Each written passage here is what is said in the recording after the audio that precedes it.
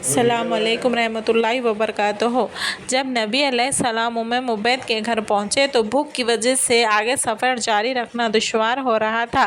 حضرت صدیق اکبر رضی اللہ تعالیٰ نے ام مبین سے اجازت سے بکریوں کا دودھ نکالا اور نبی علیہ السلام کی خدمت میں پیش کیا۔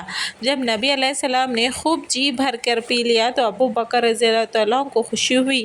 چنانچہ بعد میں کسی موقع پر یہ واقعہ سناتے ہوئے حضرت ابو بکر صدیق نے کہا، نبی علیہ السلام نے اتنا دودھ پیا کہ میں خوش ہو گیا۔ فشرب حتی رضیت۔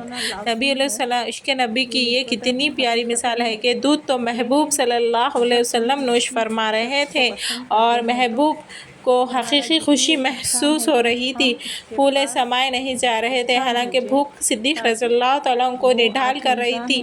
جب مدینہ طیبہ پہنچے تو اہل مدینہ نے دونوں مہمانوں کا استقبال کیا، مگر چونکہ انصار رضی اللہ تعالیٰ پر نبی صلی اللہ علیہ وسلم سے زیارت سے مشرف نہیں ہوئے تھے، لہٰذا وہ غلطی سے حضرت ابو بکر صدیق رضی اللہ عنہ کے گرد جمع ہونے لگے۔ طیبہ اتنا کامل تھی کہ طبع و مطابع میں فرق مشکل ہو گیا تھا۔